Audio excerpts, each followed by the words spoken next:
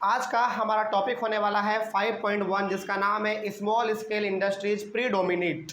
मतलब क्या हुआ इसका? अच्छा, पिछले वाले क्लास में जो आपने पढ़ा उस चीज़ को आप एक बार कनेक्ट कीजिए ताकि हम इसको यहाँ पे जोड़ सकें, है ना, आपस में कनेक्ट कर सकें। पिछले वाले क्लास में आपने ये देखा कि फर्स्ट वर्ल्ड वॉर के पहले ब्रिटेन का बड़ा अच्छा सा कंडीशन था, उसका सामान भी भारत आ रहा था, बिक रहा था, आराम से वो प्रॉफिट कमा रहा था। लेकिन फर्स्ट वर्ल्ड वॉर के बाद ब्रिटेन का कमर टूट चुका था, यानी कि ब्रिटेन का जो भी सामान था भारत नहीं आ पा रहा था, यानी कि उसका इकॉनमी पूरी तरीके से ध्वस्त हो चुका था। तो वहाँ पे मौका किसको मिल गया था? यहाँ पे मौका मिल चुका था भारत के इंडस्ट्रियलिस्ट लोगों को अपने सामानों को बेचने का। क्यों भाई? क्योंकि कोई कंपटीशन ही नहीं था, है ना। चलिए, अब जब आपको मालूम है यहाँ तक कि अब यहाँ पे दबदबा किसका होने वाला है, ब्रिटेन का नहीं, यहाँ पे दबदबा होने वाला है भारत के लोगों का। ठीक है, आगे। तो अब यहाँ पे स्मॉल स्केल इंडस्ट्री जो है ना प्रीडोमिनेट हो रहे थे, यानी कि सबसे ज़्यादा अब कोई चीज़ आने वाले था आगे, तो वो था हमारा स्मॉल स्केल इंडस्ट्री। जो इंडस्ट्री छोटे मोटे पैमाने पे थे पहले, अब वो आगे बढ़ चढ़ के आने वाला है, यानी कि वो अब थोड़ा सा काम ज़्यादा करने वाला है ना, यानी कि उनका इम्पोर्टेंस अब ज़्यादा होने वाला है। इसी के बारे में आज हम लोग पढ़ेंगे। तो टॉपिक का नाम आप डाल सकते हैं the small scale industries predominate in India, यानी कि अब इंडिया में स्मॉल स्केल इंडस्ट्री का ही दबदबा चलेगा, यानी कि भारत का ही। ठीक है, आगे पढ़ते हैं इसके बारे में क्या लिखा हुआ है। लिखा हुआ है after the war large industries formed only a small segment of the economy. हमारे भारत में फर्स्ट वर्ल्ड वॉर के बाद लार्ज इंडस्ट्री भी थे, स्मॉल स्केल इंडस्ट्री भी थे, लेकिन लार्ज बहुत कम थे। स्मॉल स्केल इंडस्ट्री उस समय पे बहुत ज़्यादा था, गांव गांव में था, लेकिन बड़े बड़े इंडस्ट्री बहुत कम थे, लेकिन बहुत ही कम थे। ठीक है, आगे बढ़ते हैं। About 67% in 1911 were located in Bengal and Bombay. देखिए 67% उस समय पे हमारे इंडिया का इंडस्ट्री, छोटा हो चाहे बड़ा हो, सबको मिलाकर, कब का बात हो रहा है? 1911 का बात हो रहा है। उस समय पे 67% इंडस्ट्री हमारा केवल और केवल कहाँ पे था? बंगाल और बॉम्बे में। सोचिए, यानी कि बंगाल और बॉम्बे, बॉम्बे मतलब मुंबई जिसको हम लोग कहते हैं ना, उसको, इन दोनों जगह पर 67% हमारा इंडस्ट्री था, यानी कि बंगाल और बॉम्बे में उस समय पे बहुत ज़्यादा इंडस्ट्री था, बहुत ज़्यादा, छोटे मोटे बहुत ज़्यादा इंडस्ट्री था। उसके बाद over the rest of the country small scale production continued to predominate. इसके साथ ही साथ ऐसा, अब ऐसा नहीं है कि सारा का सारा इसी में था, नहीं, रेस्ट ऑफ द कंट्री यानी कि इन दोनों के अलावा भी हमारे कंट्री में स्मॉल स्केल प्रोडक्शन हो रहा था। ठीक है, लेकिन याद रखिएगा कि उस समय पे 1911 में 67% छोटे मोटे इंडस्ट्री हमारे केवल और केवल कहाँ थे? बंगाल और बॉम्बे में। लेकिन और भी हमारे ऐसे इंडिया के अलग अलग जगहों पर स्मॉल स्केल इंडस्ट्री था जो कि प्रीडोमिनेट कर रहा था, यानी कि अपने सामानों को बढ़ा चढ़ाकर बना रहा था, वो अपना एक मार्केट में अलग ही पहचान बना रहा था। ठीक है, आगे। A small proportion of the total industrial labor force worked in registered factories 5%, यानी कि उस समय पे जो हमारे इंडिया में रजिस्टर्ड फैक्ट्रीज थे, उस समय पे हमारे इंडिया में 5% वर्कर काम करते थे। 5% वर्कर काम करते थे कब? 1911 में, वो भी कैसे इंडस्ट्री में? रजिस्टर्ड इंडस्ट्री में, यानी कि जिसके पास के मान्यता प्राप्त हो, है ना, यानी कि जो कि लीगली चलता हो, मतलब कि वो नियम कानून के अनुसार चलता हो। ऐसे ऐसे फैक्ट्री में उस समय पे हमारे भारत में 5% वर्कर काम करते थे। कब? 1911 में। एंड 10% इन 1931। वही 1931 में कितना हो गया? बढ़ के 10% हो गया। तो ये क्या बता रहा है? बेसिकली ये बता रहा है कि उस समय में भारत में जो भी रजिस्टर्ड फैक्ट्री थे उसमें 5% वर्कर काम करते थे। कब? 1911 में। वही 10% वर्कर हो गया कब? 1931 में। ठीक है, आगे। The rest worked in small workshops and house hold units. और जो रजिस्टर्ड कंपनी नहीं था, जैसे रजिस्टर्ड कंपनी कौन कौन नहीं था भाई? स्मॉल वर्कशॉप हो गया, यानी कि छोटे मोटे दुकान हो गए, हाउस होल्ड यूनिट्स हो गया, यानी कि आप अपने घरों में कुछ बना रहे हैं, फॉर एग्जांपल अगरबत्ती बना रहे हैं, मोमबत्ती बना रहे हैं, जो कि रजिस्टर्ड नहीं है गवर्नमेंट के द्वारा, वहाँ पे भी हमारे वर्कर काम करते थे। बात समझ में आ रही है? अब ऐसा नहीं है कि सारे के सारे लोग रजिस्टर्ड फैक्ट्री में ही काम कर रहे हैं, यानी कि जो कि सरकार के द्वारा रजिस्टर्ड है, मान्यता प्राप्त है, नहीं, कुछ ऐसे भी हमारे पास वर्कर थे जो कि अनरजिस्टर्ड फैक्ट्री में काम करते थे। फॉर एग्जांपल छोटे मोटे दुकानों में, फॉर एग्जांपल छोटे मोटे यदि घर में आप कुछ बना रहे हैं तो वहाँ पे भी वर्कर काम कर रहा है। जैसे हमने आपको एग्जांपल दिया अभी कि कोई आदमी अपने घर में अगरबत्ती बना रहा है, लेबर को हायर करके कोई आदमी अगरबत्ती बना रहा है, कोई कैंडल बना रहा है, कोई कुछ बना रहा है ना। आगे बढ़ते हैं। In the 20th century handicrafts production actually expanded. और 20th सेंचुरी में यानी कि 20वीं शताब्दी आते आते तक उस समय पे हमारे भारत में डिमांड बहुत ज़्यादा बढ़ गया था हैंडीक्राफ्ट का, यानी कि ऐसे चीज़ों का जो कि हाथ से बनाया जाता है।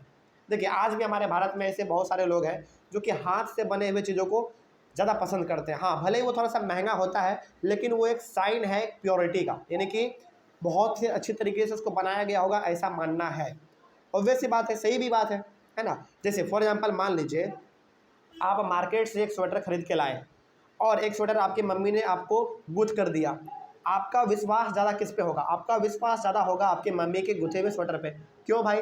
क्योंकि उसको पर्सनली आपके मम्मी ने बनाया है, अपने हाथों से बनाया है, उस पर स्पेशल केयर उस पर मिला है, यानी कि आपकी मम्मी का पूरा अटेंशन है उस स्वेटर पर, पूरा मेहनत है, उसको इंडिविजुअली बनाया गया है, यानी कि पूरी तरीके से उसको ध्यान में रखते हुए बनाया गया है, पूरा अपना कंसंट्रेशन के साथ बनाया गया है। तो ऑब्वियस ही बात है आपका ज़्यादा विश्वास हाथ से बने हुए चीज़ों पे होगा। तो वही बात है 20th सेंचुरी आते आते तक जो हाथ से बनाए जा रहे थे सामान, उनका डिमांड बहुत ज़्यादा बढ़ चुका था। यानी कि लोगों को अभी भी क्या चाहिए था? लोगों को अभी भी हाथ से बने हुए चीज़ों को, यानी कि हाथ से बने हुए चीज़ों चाहिए, है ना। चलिए आगे बढ़ते हैं। फिर उसके बाद है हमारा the fly shuttle help in improving the handloom production. अब सबसे पहले बात, फ्लाई शटल है क्या? चलिए इसके बारे में जान लेते हैं। पहले फ्लाई शटल क्या है, तो यहाँ पे हमने फ्लाई शटल का मीनिंग लिख रखा है, ये मीनिंग आपके बुक में भी है, ठीक है। तो क्या है देखिए, it is a mechanical device use for weaving moved by means of ropes and pulleys. ये एक मैकेनिकल डिवाइस है। मैकेनिकल डिवाइस का मतलब ये हो गया कि एक ऐसा मशीन है जो कि वीविंग के लिए काम किया जाता है। मतलब कि उसमें क्या होगा? बुनाई का काम होगा, कपड़े का बुनाई होगा, जो कि चलेगा कैसे भाई? By the means of ropes and pulleys, मतलब कि रस्सी से उसको खींच खींच के चलाया जाएगा। ऐसा था हमारा fly shuttle. Basically fly shuttle एक ऐसा मशीन था जिसका कि इस्तेमाल हम लोग कपड़े की बुनाई के लिए करते थे, और ये चलता कैसे था? रस्सी से चलता था, ठीक है। उसके बाद the invention of fly shuttle made it possible for weavers to operate large looms and weave wide pieces of cloth. Fly shuttle आने से ये हुआ, फ्लाई शटल के इन्वेंशन से ये हुआ कि जो हमारे वीवर थे, जो कि कपड़े का बुनाई करते थे, वो लार्ज लूम यानी कि बड़े पैमाने पे कपड़े का बुनाई अब कर पा सकते थे, ठीक है। ये हुआ फायदा किससे? फ्लाई शटल से। चलिए जानते हैं इसके बारे में और कुछ। Handicrafts producers adopted a new technology which helped in improving the production without excessively pushing up the costs. इसके साथ ही साथ जो हमारे हैंडीक्राफ्ट थे, इनके लिए भी नया नया टेक्नोलॉजी आता जा रहा था। ये भी अपने सामान को अलग अलग तरीके से बना रहे थे, सामान बना रहे थे, लेकिन इनका पैसा किसी भी प्रकार से ज़्यादा खर्च नहीं हो रहा था। यानी कि बेसिकली आप ये कह सकते हैं कि कम खर्च में ये लोग अपने सामानों को ज़्यादा अच्छे तरीके से बना पा रहे थे, बिकॉज ऑफ न्यू टेक्नोलॉजी। यानी कि नए नए टेक्नोलॉजी आ रहे हैं जिसमें कि लागत बहुत कम है लेकिन प्रॉफिट बहुत ही ज़्यादा है, ठीक है। आगे उसके बाद by the second decade of 20th century most of the weavers started using looms with a fly shuttle. यानी कि 20th सेंचुरी के सेकेंड डिकेड में, सेकेंड डिकेड का मतलब ये हो गया कि 20 साल, है ना। 20th सेंचुरी जब इंटर किया उसके 20 साल आप आगे जोड़ लीजिए। उस समय पे बहुत सारे ऐसे व्यूवर्स थे जो कि फ्लाई शटल का इस्तेमाल करना शुरू कर चुके थे अपने लूम्स में, यानी कि अपने अपने जहाँ पे वो अपने सामानों को बनाते होंगे वहाँ पे फ्लाई शटल का वो लोग यूज करना शुरू कर चुके थे। अब ऑब्वियस सी बात है, फ्लाई शटल क्या था? एक एडवांस टेक्नोलॉजी था, एक एडवांस टेक्नोलॉजी था। अब जब वो फ्लाई शटल का इस्तेमाल कर रहे हैं तो ऑब्वियस सी बात है कि वो कम समय में ज़्यादा सामानों को बना पाएगा, ठीक है। आगे दिस इंक्रीज प्रोडक्टिविटी पर वर्कर। फ्लाई शटल का इस्तेमाल करने से क्या हुआ? हर एक आदमी का प्रोडक्टिविटी बढ़ गया। यानी कि मान लीजिए कोई आदमी पहले 1 घंटे में 5 कपड़ों को बनाता था, तो वो अब फ्लाई शटल के मदद से 1 घंटे में 50 कपड़ों को बनाएगा, एग्जाम्पल के तौर पे, ठीक है। आगे स्पीडेड अप प्रोडक्शन। प्रोडक्शन क्या हो गया? स्पीड हो गया, मतलब कि प्रोडक्शन का मात्रा बढ़ गया। कोई पहले 1 घंटे में 10 कपड़ा बनाता था, अब 1 घंटे में 100 कपड़ा बन रहा है, यानी कि प्रोडक्शन क्या हो गया? स्पीड हो गया। And reduce labour demand. अब जब मशीन आ गया फ्लाई शटल, तो यहाँ पे लेबर का हो गया डिमांड कम हो गया, यानी कि लेबर का डिमांड कम हो गया, मतलब ये कि अब यहाँ पे लोगों का ज़रूरत कम, मशीनों का ज़रूरत ज़्यादा है, ठीक है। आगे बढ़ते हैं।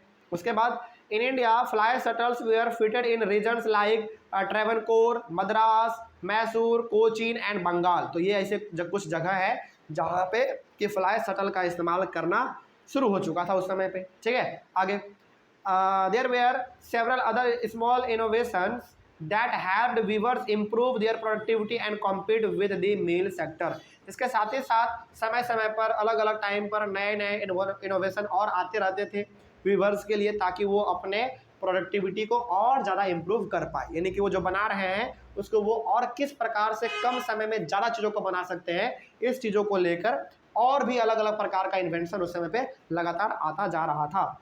ठीक है, तो वही यहाँ पे लिखा हुआ था कि there were several other small innovation, और भी छोटे मोटे आविष्कार उस समय पे होते जा रहे थे, दैट हेल्प वीवर, जो कि हेल्प किसको करता था, वीवर्स को करता था, यानी कि जो कपड़े का बुनाई करते थे। ठीक ना, किस चीज़ के लिए भाई, improve their productivity and compete with the mill sector, यानी कि उनका प्रोडक्टिविटी बढ़े, कम समय में वो ज़्यादा सामानों को बना पाए और मिल सेक्टर से वो कॉम्पीट कर पाए, यानी कि जो मिल में बन रहा है उसको वे टक्कर दे सके। इसके लिए समय समय पर छोटे मोटे आविष्कार होते रहते थे चीज़ों को लेकर। ठीक है, तो यहाँ पे पूरी तरीके से आपने इस टॉपिक को भी समझ लिया और फ्लाई शटल का मतलब तो आपने समझ ही लिया। इसमें किसी प्रकार का कोई डाउट रहा होगा तो आप एक बार कमेंट कर लीजिएगा। ठीक है, चलिए मिलते हैं फिर हम लोग अपने अगले वाले क्लास में। अगले वाले क्लास में हम लोग डिस्कस करेंगे आपके इस चैप्टर का सबसे लास्ट टॉपिक, जिसका नाम है मार्केट फॉर गुड्स। ठीक है ना, चलिए thank you very much and have a nice day.